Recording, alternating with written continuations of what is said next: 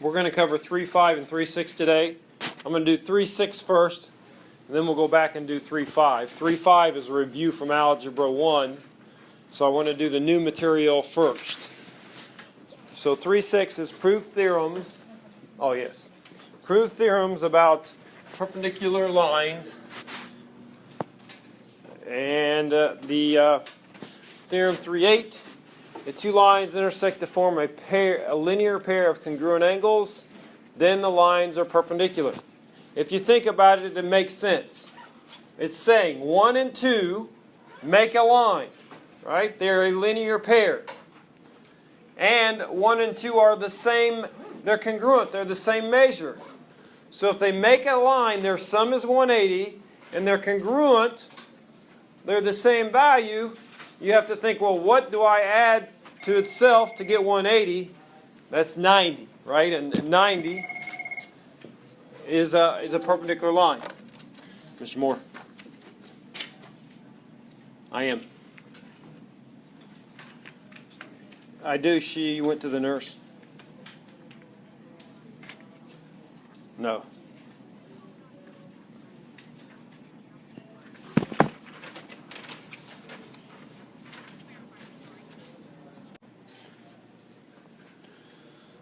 So, these two lines would be perpendicular. Filling in the blanks there, if 1 and 2 are congruent, then G is perpendicular to H. Theorem 3-9, if two lines are perpendicular, then intersect to form 4 right angles.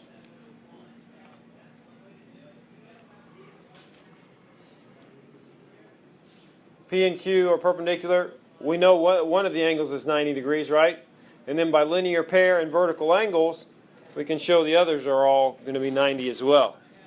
So this would read, if A is perpendicular to B, then angle 1, 2, 3, and 4 are right angles.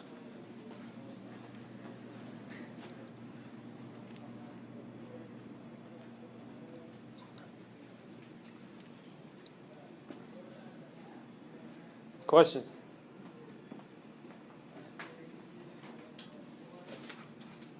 In the diagram, AB is perpendicular to BC. What can we conclude about 1 and 2? Yes? They're congruent, and what is their measure? Right, they're right angles. They're congruent and they are right angles.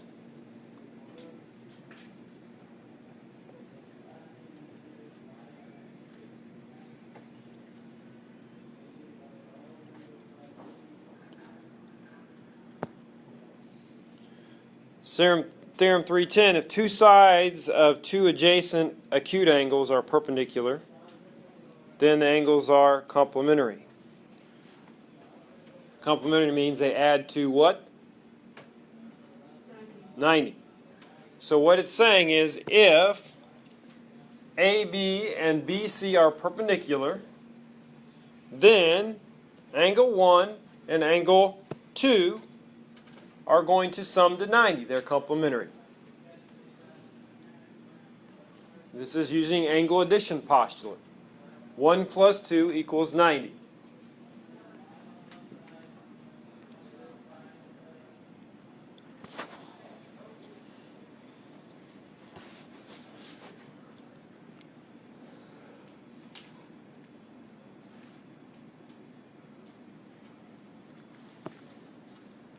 Example 2. Prove that if two sides of two adjacent acute angles are perpendicular, then the angles are complementary. All right, this is a proof. We'll do it from scratch. So we'll start out, step 1. We know that we're given that DE is perpendicular to FE. That's given.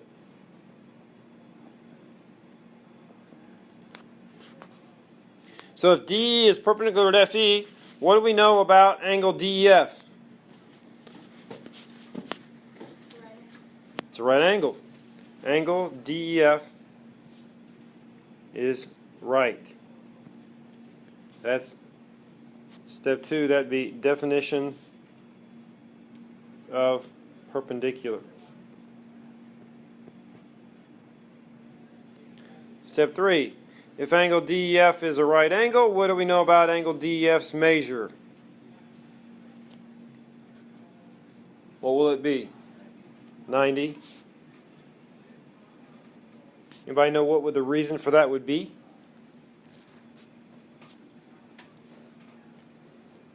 Yeah? No, we haven't added anything yet. Okay, it would be definition of right angle. I forgot my right angle symbol. I added that. You should. It's not definition of right. It's definition of right angle. I mean, DEF is a right angle as a previous step, and then the reason for DEF equaling 90 would be definition of right angle.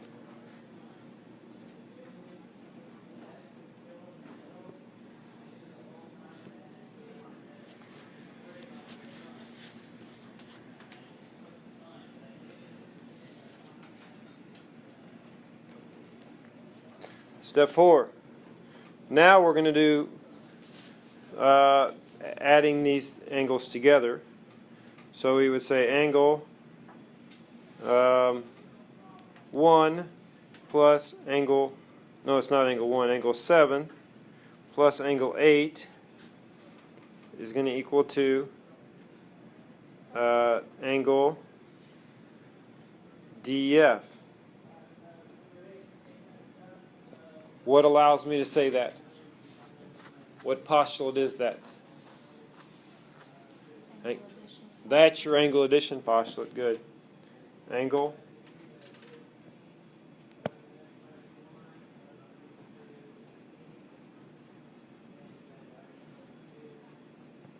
addition postulate.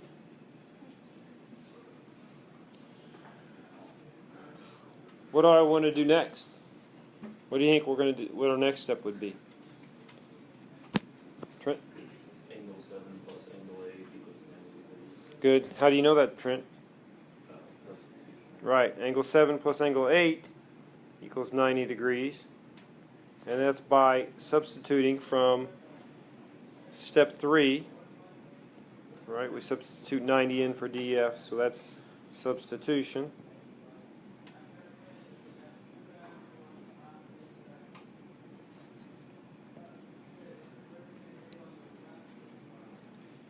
And then step 6, I'm going to go ahead and do it up here at the top since I'm out of room. Step 6.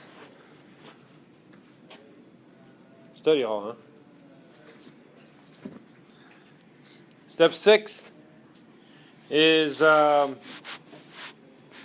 we've got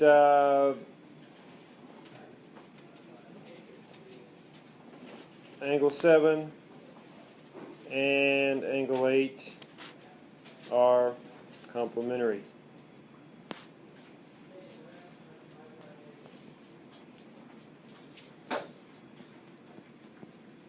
That's what we had to prove. What would be your reason for that? Anybody know? So step 5 we said 7 plus 8 is 90.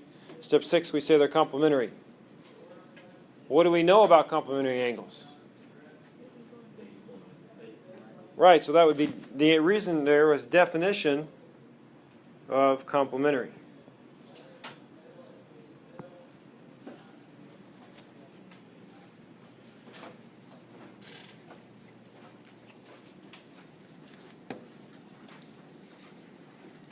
Any questions? Okay. There's the proof. We just did all those steps. Theorems. The perpendicular transversal theorem. Again, you don't need to know these, memorize these names. You just need to know the idea. So the idea here of the perpendicular transversal theorem is if a transversal, that's line J, is perpendicular to one of two parallel lines, then it's going to be perpendicular to the other. Corresponding angles tells us that. But we've got to fill in the blanks there. If H is parallel to K and J is perpendicular to H, then we can say that J would be perpendicular to K as well. Parallel lines are like twins, right? If you've got a certain intersection at one of them by a transversal, if it's the same transversal, it'll have the same result with the other. The lines perpendicular to a transversal theorem says if two lines are perpendicular to the same line, then these two lines would be parallel. If we fill in the blanks here, we would say if M is perpendicular to P and N is perpendicular to P, then M and N are parallel.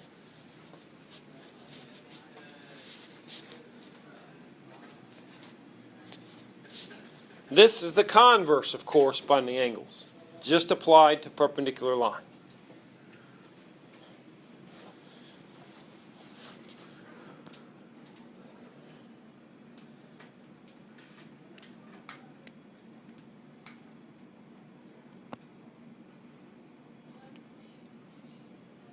Here's some examples.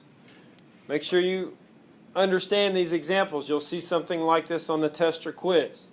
A figure like this, where you have to determine this. So, determine which lines, if any, must be parallel, and you must also give a reason. Okay, so what lines must be parallel and why? There's a couple here.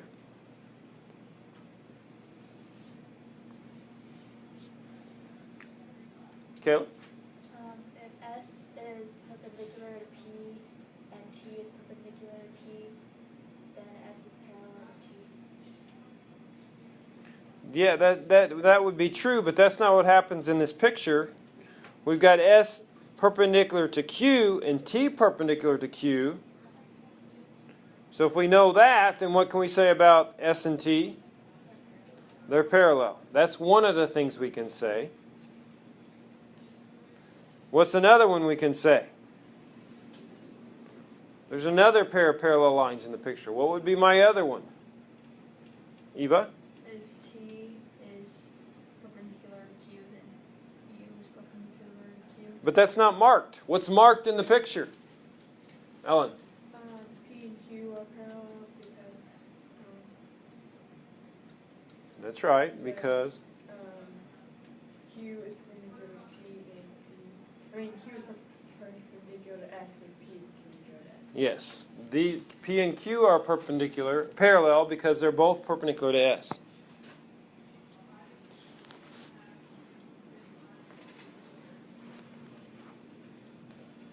So you would need to, if I asked this on an assessment, you would need to both say which lines are parallel and then also why.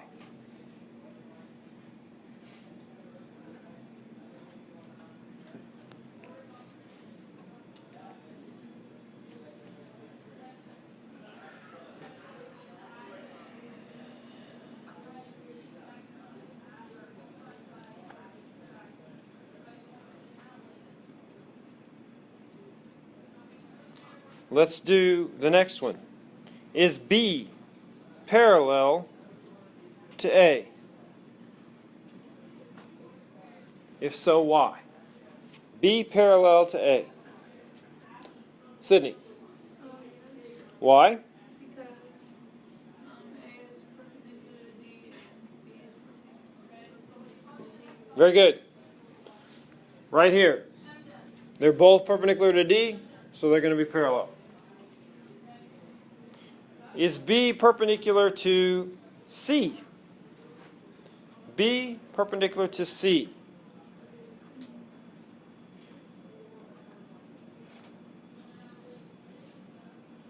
Yes, Eva. No, because the right angle symbol isn't shown. Okay, it's not shown. What were you going to say, Ellen? I was just going to say it Can't be determined. All right. There's a few ways you could determine this. It is perpendicular to C. One way would be, okay, we know that C and D are parallel because they are both perpendicular to A, right? So if they're parallel, angle D is a corresponding angle with, is a consecutive interior angle with the angle in question, right here. Right? So if D is 90, what do I add to D to get 180? It would be 90. So it is. So it's a roundabout way. Let's see how the author explained it. Okay, they said so they said C is parallel to D by the perpendicular to transversal theorem.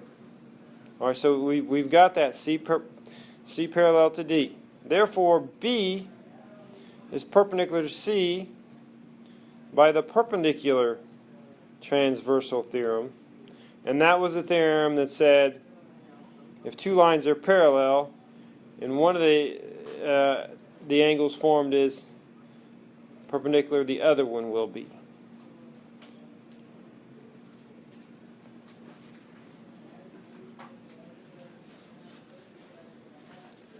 Again, you don't have to name these names in your explanation. Just explain what happens there.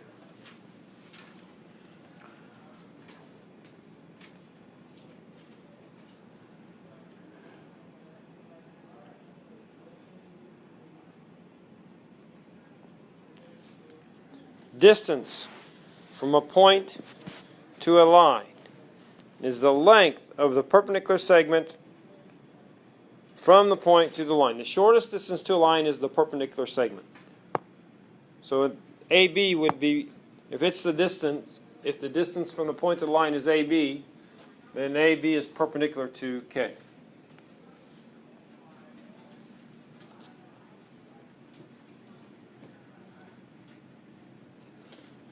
The distance between two parallel lines is the length of any perpendicular segment joining the two lines. So this time the segment has to be perpendicular to both the lines.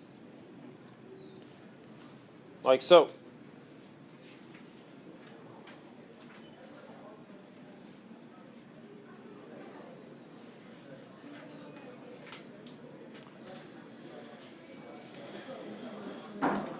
All right, any questions?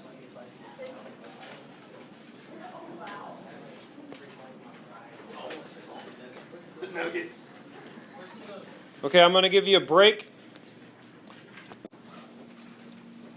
Our objectives for this lesson were we've done to prove theorems about perpendicular lines, and then we're getting ready to write and graph equations of lines. That's 3-5. Forms of ways to write equations of lines. One form is the standard form. AX plus BY equals C. This A and B can't be 0, and A and B have to be integers. You can't have fractions in a standard form, and the A has to be positive. So if you put it in standard form and A is negative, you just multiply through by -1 and change the sign on everything.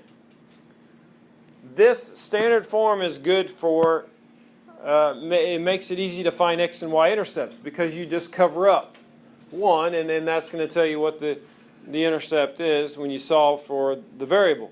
We're going to do that later in the section. We'll go through the cover-up method and review that. That's standard form. Slope-intercept form is the form we're used to using y equals mx plus b. M is the slope, b is the y-intercept.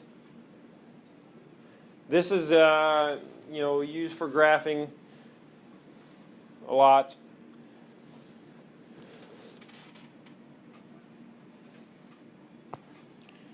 And then if we have to figure out the equation of the line, the method we use is called the point-slope method.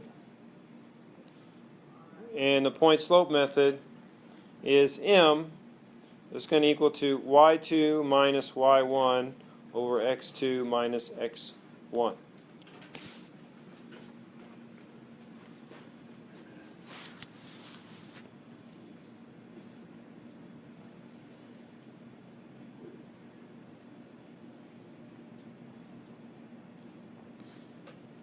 Writing equations from graphs. Write an equation of the line in slope-intercept form. So looking at the graph, we can determine B. What is B? B equals, right, B equals 4. Because that's the y, this is the y line. My graph, my blue line crosses it at 4. And that means y-intercept. Where intercept is where it crosses. So B equals 4. And then we have to determine the slope. I can use that using the points in the line. We're going to use the point slope formula. So we've got m, that's m equals y2 minus y1 over x2 minus x1. We plug in. So m is going to equal to y2, let's call that 4. We'll call y1 negative 2. So minus the negative 2 is plus 2 over x1. I have to use the, since I used 4 for y1, I've got to use 4 for x2, y2. I have to use 0 for, let me say that again. Since I used 4 for y2, I have to use 0 for x2. So it would be 0 minus 3. So that gives me 6 over negative 3, which simplifies to negative 2. So m is negative 2.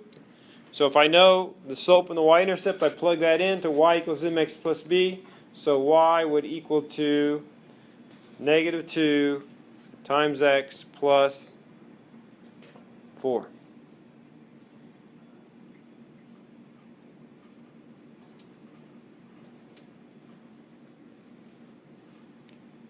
Any questions?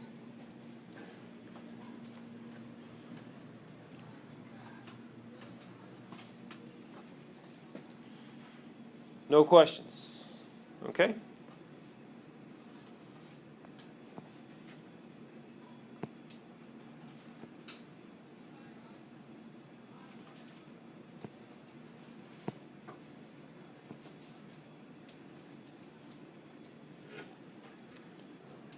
Write an equation of a line passing through the point negative 1, 1 and parallel to the line with equation y equals 2x minus 3. So if it's parallel, what do we know about the slope of the line we're going to graph? Lindy, yeah, it's the same. So I know what m is. M is equal to 2. And I have a point. We can use a point slope formula. So we're going to start out with, we know what m is, so 2 equals, all right, and then for y2 and x2, we're going to leave those as variables. And just plug in a y1 and x1. So we'd have y minus 1 over x plus minus a negative 1, which is x plus 1. I got that from these values up here in the corner. My 1 and negative 1. Then you cross multiply and solve. So really the 2 is like 2 over 1. So when I cross multiply, we're going to take 1 times y minus 1, so that's y minus 1 equals, and then 2 times x plus 1. Then we simplify. So y minus 1 equals 2x plus 2. Add 1 to both sides. Y equals 2x plus 3 would be my equation of my other line. Any questions? How many remember how to do this? Raise your hand if you're, this is, oh, okay.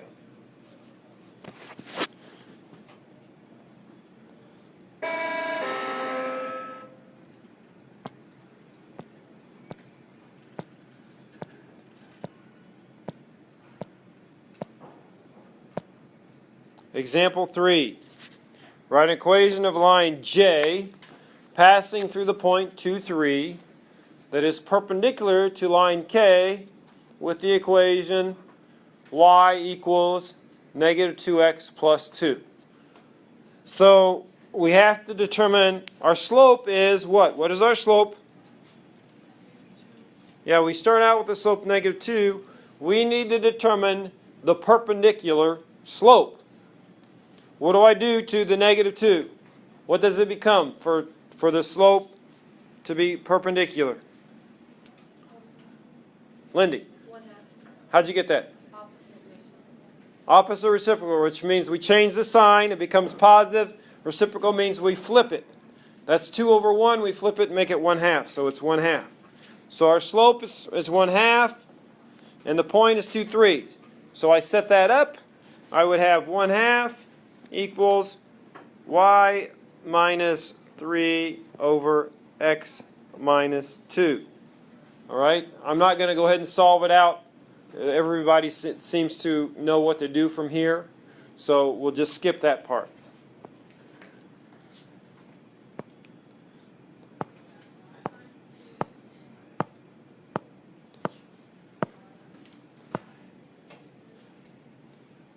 Here's a graph that models the total cost for joining a gym. So we have to write an equation of the line first. So if we write an equation of the line, we need to determine slope. So m, we would have m is equal to, let's make y2 363. 363 minus 231 over 5 minus 2. So let's simplify that. That's going to be m equals 132 over 3. So that is equal to 44, right. So our slope is 44. And now we're going to, everybody have that? All right, we'll clear the screen out. And with M44, we're going to plug into the point slope formula. So 44 is equal to y minus, let's use these two values. So y minus 231 over x minus 2. It doesn't matter which ones I use. I could use the top one or the bottom one. I would end up with the same result. Then we cross multiply, so it becomes y minus 231 is equal to 44 times x minus 2. And then we can go ahead and multiply out. So we have y minus 231 is equal to 44x minus 88. And then we have to get the 231 over to the other side by we add 231 to both sides, so we get y. My graph keeps moving here. Y equals, y is equal to 40. Come on. I'm going to write it up here at the top. Y equals 44x, and then we add 231 to 88, and we're going to get 143 plus 143. 44x plus 143.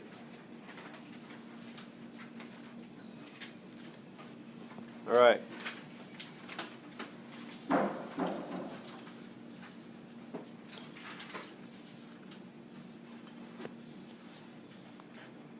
Now, what are the meaning of these values? Okay, what is the meaning of the slope? And what is the meaning of the y-intercept? Let's do the y-intercept first. What does the y-intercept? So this is a gym. Think about this. You're going to a gym. You're going to join the gym. Right? And they ask, and so we have this equation to represent the cost. What does the 143 represent, Ellen? The initial cost. Right, it's your startup fee. Time is 0. we're at 0 on the y-axis here. On the x-axis, at time 0, the cost is 143. The line is at 143. So that's our startup cost. What would the slope of 44 represent? Ellen? Your monthly fee, right. The charge per month. $44 per month is what I would be charged. X would be your number of months. So $44 is how much you pay to stay a member of the gym per month. LA Fitness is a little better than that. LA Fitness is like $30 per month. Startup fee's about, I think, a little higher, $150. But that's all right. Graph on, so standard form. If we have standard form here, and we have to use the x and y intercepts to graph the line. The line is already graphed. That's shouldn't be there, but it is. Okay, so if we need to determine the x-intercept, we cover up the 4y, and we solve for x. 3x equals 12, so x equals 4. So it's going to cross the x-axis at 4. That's how I determine that point. For the 4y equals 12. We solve for y equals 3. So my y-intercept is at 3. I plot that point, and then I can draw my line from those 2 points. That's how you use the standard form.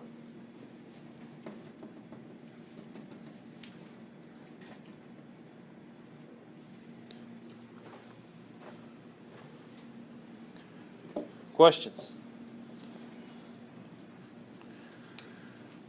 All right.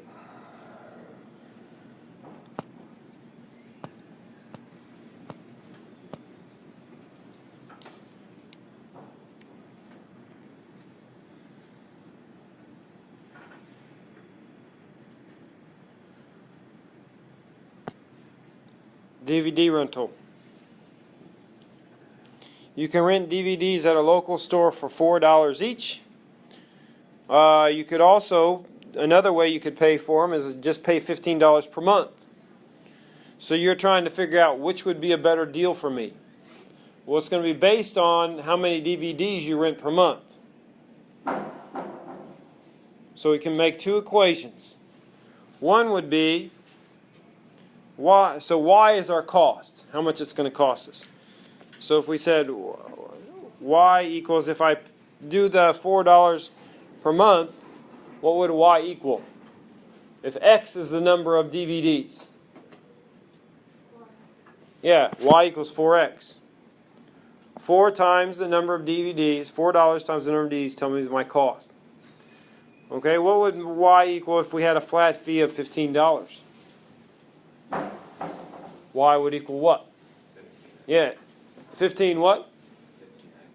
Wouldn't be 15x, because it doesn't matter how many DVDs you rent, you're going to pay $15. How would I write that? Just 15, right. Y equals 15. So, to determine the break-even point, where these costs would be the same, I would set them equal to each other. 4x equals 15. Solve for x, so x equals 3 3/4. All right, I can't buy 3 3/4 of a DVD or rent 3 3/4 of a DVD. So we could say we use the next closest numbers, right? So if I rent, this tells me if I rent 3 DVDs, which is a better deal for me. Which would be the better deal? If I rent 3. The what? Yeah, to buy them $4 at a $4 a pop. My cost would only be $12 versus paying the $15 for the month. I was thinking 3 times what I was Yeah, so then if I rented 4 DVDs, then it would be better to pay the monthly fee, the $15, right? And you think about it, if I took $4 times 4 DVDs, that would be $16. That's higher than just paying $15 a month. So that's how you can determine the break-even point.